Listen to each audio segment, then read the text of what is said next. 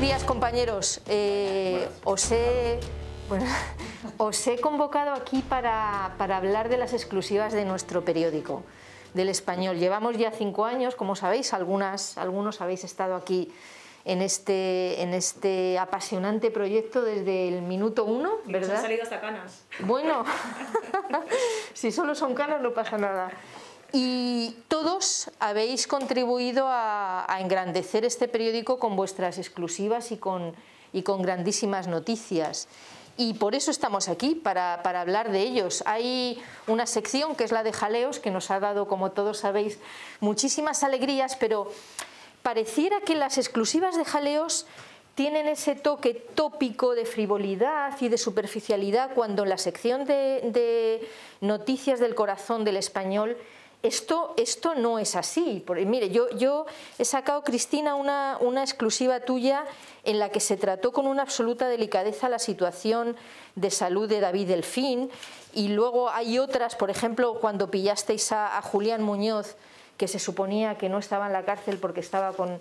estaba moribundo. Exacto, y lo pillasteis bailando sevillanas, ¿no? Esto estaba de parranda. Exacto. Claro, esta tópica equiparación de la exclusiva rosa con la frivolidad, ¿a ti qué te parece? No, pues a mí me parece que es verdad que siempre se ha ligado mucho el corazón con el morbo, con el puro cotilleo, con información que parece menos información porque parece que es menos seria, y vamos, en Jaleos hemos demostrado, como con estos 2 ejemplos de otros muchos que tenemos, que no tiene por qué ser así, que el periodismo rosa, de corazón, celebrities famosos, también puede ser un periodismo serio, con rigor y de denuncia social, porque el caso de Julián Muñoz es un caso totalmente de denuncia social. A este señor le conceden una especie de semilibertad, que es como un estatus previo al 3er grado, porque él argumenta ante el juez que está muy enfermo, que está moribundo y que su situación... Y luego pasa esto, ¿no? Claro, y que su situación se puede agravar estando en la cárcel. Entonces el juez se apiada de él, le dejan una especie de semilibertad con pulsera telemática, y él, en vez de estar en Marbella en su casa padeciendo su enfermedad, está a las 5 de la mañana en un bar de copas a no sé cuántos kilómetros de Marbella viviendo la vida. Entonces nosotros publicamos el famoso vídeo de las sevillanas de Julián Muñoz y se hizo, tuvo tal repercusión en toda la prensa nacional, abrió telediarios, o sea, no solamente revistas y medios digitales del corazón, sino que abrió los telediarios de toda España, y el juez, cuando le llegó este vídeo y esta información que había publicado Jaleos, ordenó el ingreso de nuevo en un centro de inserción social de Julián Muñoz. O sea, que ahí... O sea, que las exclusivas tienen consecuencias, Exacto. tienen consecuencias de denuncia social. Bueno, para exclusivas serias, chicos, las de economía, ¿verdad, Edu? Algunas tuyas que hay por aquí, fíjate esta, ¿no?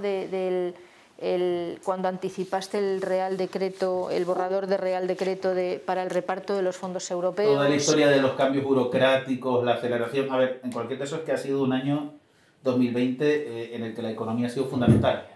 La economía, básicamente, y lo social se han visto impactados por la COVID de una manera brutal. Hemos tenido la mayor crisis de la historia de la democracia. O sea, eso había que contarlo, y han surgido muchísimos temas a partir de ahí. Este Real Decreto, al final, el poderlo contar y el contarlo como lo hemos contado, que ha sido de la manera más didáctica posible, es porque esto le importa mucho a la gente. Lo que nosotros publicamos al final, que viene a ser lo que estamos contando, lo que estabais contando antes, tiene una función social. Tiene una capacidad de generar tranquilidad o alarma. Esto viene por el tema de las exclusivas, ¿no? En economía, esto de que la prensa puede mover millones. Hombre, si tú dices, por ejemplo, que un medicamento funciona mejor o peor, que de esto puede hablar también Ainhoa, pues esto puede provocar en la compañía un colapso en bolsa, puede provocar despidos, etcétera, etcétera. Pero en este caso vamos más allá. Por ejemplo, yo he sentido una satisfacción tremenda cuando he podido publicar alguna primicia o alguna exclusiva también con el compañero Alberto sobre el tema de los ERTE.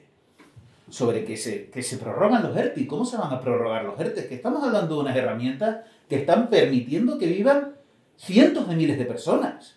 Bueno, para exclusivas serias, compañeros, las de Ainhoa, conciencia en un año tan duro y tan complicado para todos los ciudadanos. Tengo aquí una que a mí me impactó muchísimo, la verdad, cuando contaste que la segunda tanda de los test rápidos, estamos hablando de la primera época de la pandemia, no funcionaba y apenas si tenía sensibilidad.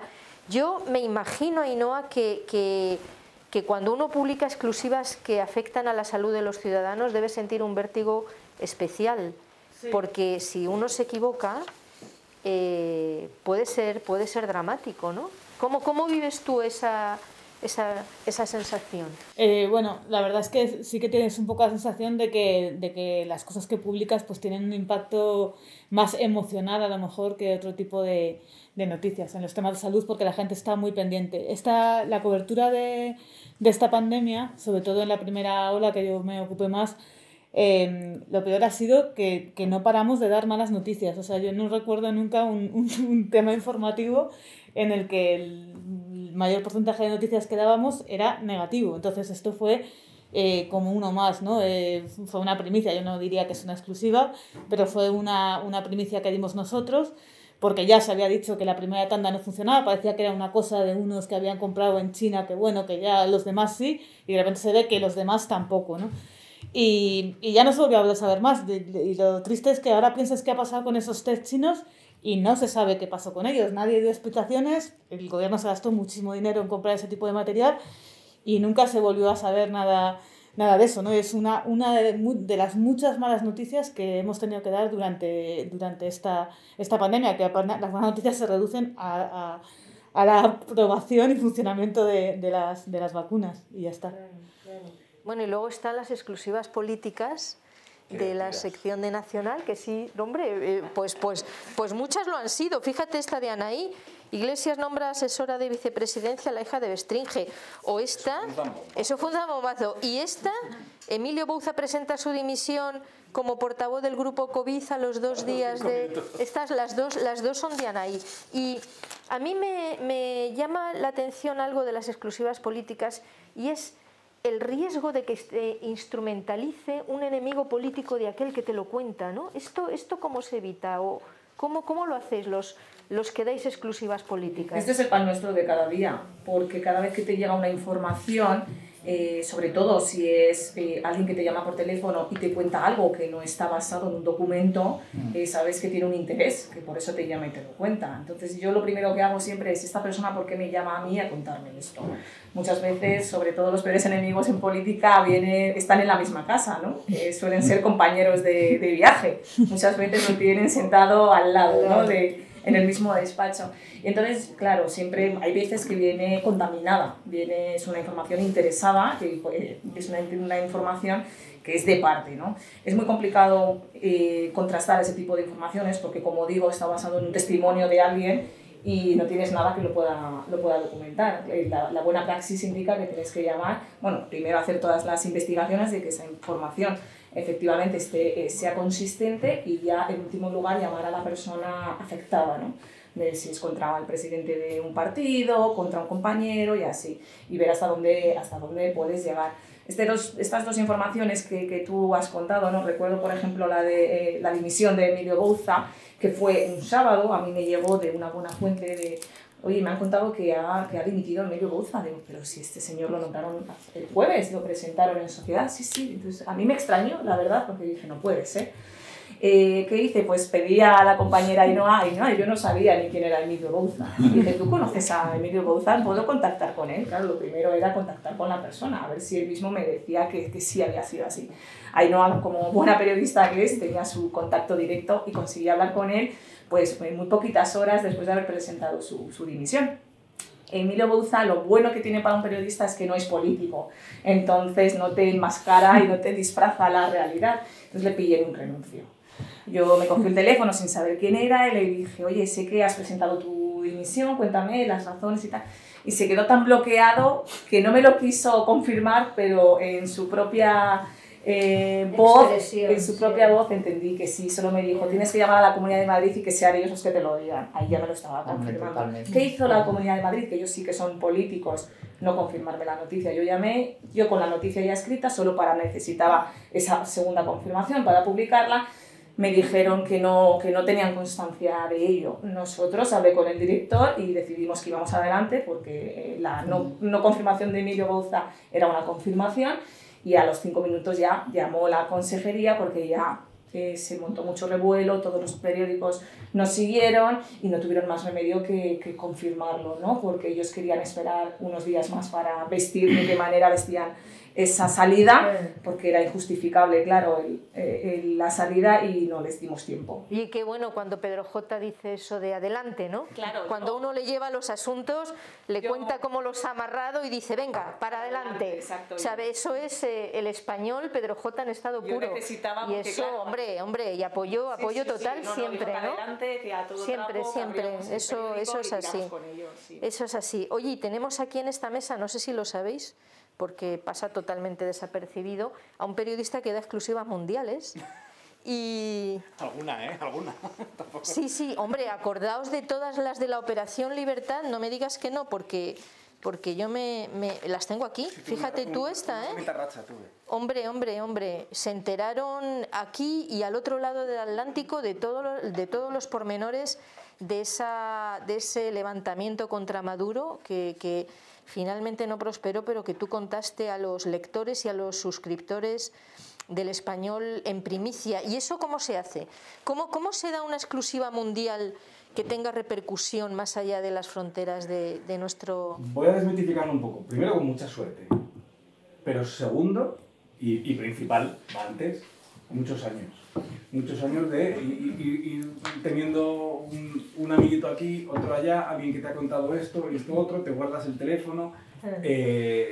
Y uno de esos, un día que estás hablando con él, a lo mejor de lo divino, de lo humano o de otra cosa, que es lo que pasó, estábamos hablando de otra cosa que tenía más que ver con la situación del papá de Leopoldo aquí en España, te hace un comentario y por lo que seas, no sé, las conexiones neuronales hacen clink, clink, clink, clink, y entonces de repente lo que me pasó es que concluí que había pasado esto, que la operación la operación Libertad, del sacar a Leopoldo del confinamiento en su casa con Guaidó de la mano, no podía haberse hecho sin la colaboración de determinada persona, Padrino López, uno de los generales más importantes de Maduro. Entonces hice una llamada a alguien que conoce y me confirmó todo. Sí, oye, y otro periodista del Español que nos ha dado muchísimas alegrías es nuestro flamante jefe de opinión, con su Hotel Lledoners, con el WhatsApp de Cosidó, con tantas cosas. Eso habrá generado alguna anécdota, ¿no? También a ti. Sí, una de las cosas que no te explican en periodismo es que es mucho más divertido de lo que parece cuando entras en periodismo. ¿Es como en las pelis o no? Es como las pelis, pero las más macarras, porque una de las cosas que no te explican en periodismo te explican lo de las 3 fuentes, el fact-checking, todo el proceso que has de seguir para la confirmación de la noticia, que es casi como un proceso matemático, ¿no? Parece que el periodismo sea una ciencia, y en realidad lo que no te cuentan es que a veces se consiguen más exclusivas con un gin tonic que el gin tonic, la comida, el quedar en un lugar íntimo y reservado en el cual el alcohol, pues bueno, ayuda a que la lengua se suelte mucho. Debería ser una asignatura de la carrera, gin tonic 1, gin tonic 2 y ron con pero cola. Pero con mucho, tío. Y con su derivada de el cigarrito en una esquina. Exacto. El cigarrito en una esquina del patio del Congreso. Eso te iba a decir. Básico. Exacto. Luego ya cuando dejas de fumar es malo. Para esta serie de artículos que hicimos sobre el Lledoners y sobre todos los privilegios de los que disfrutaban los líderes del procés, pues yo me cité con un par de funcionarios de prisiones, que son gente recia, gente acostumbrada a lidiar pues con, no sé, capos de la droga, con los sicarios de los capos de la droga, etc. Y yo llegué, me citaron a las 8 de la mañana en la casa de uno de ellos, y yo llegué como buen periodista postmoderno, pues habiendo desayunado mi capuchino y mi croissancito con culis de frambuesa, y los tipos, que como digo eran gente recia, pues me sacaron una botella de Tintorro Peleón, una barra de pan como tamaño de tapa de alcantarilla y un jamón. Y entonces nos estuvimos allí 3 horas tirando de tintorro durillo y lo contaron todo. Y a medida que bajaba la botella de vino, pues más y más contaban y más contaban. Y de allí sacamos, bueno, yo saqué material creo que para 3 artículos extensos y con un montón de anécdotas que luego tuvieron un montón de éxito. Tú puedes tener una agenda muy larga, pero de nada te sirve si tú no conoces, si esa persona no tiene confianza en ti. Y eso cómo se consigue a base de mucho tiempo, a base de mucho trabajo, a base de que te vean, que estás, que te tomas un café, que sepas, que te entiendan, que sepas cómo escribes, que sepas que cuando te piden que una información, por ejemplo, se tiene que mantener unos días por determinada circunstancia, tú se lo mantengas. Es decir, que este es un trabajo muy dedicado a cuidar también a las fuentes y a las personas que confían en ti en contarte algo que muchas veces están jugando su propio trabajo, ¿no? De todas maneras, los lectores y los suscriptores del Español, chicos, tienen que saber que con pandemia, sin ella, aquí, solos, en compañía de otros, sacaremos exclusivas, y en pandemia sacamos la exclusiva sobre la investigación suiza al rey emérito, que fue muy impactante. Y yo creo que esa es la tranquilidad y la confiabilidad que pueden tener nuestros suscriptores y la audiencia del Español, ¿no? Que estaremos, gente como vosotros y muchos otros ahí fuera, peleando para hacer cada día un periódico mucho mejor. Así que gracias a todos. Y seguimos. Gracias.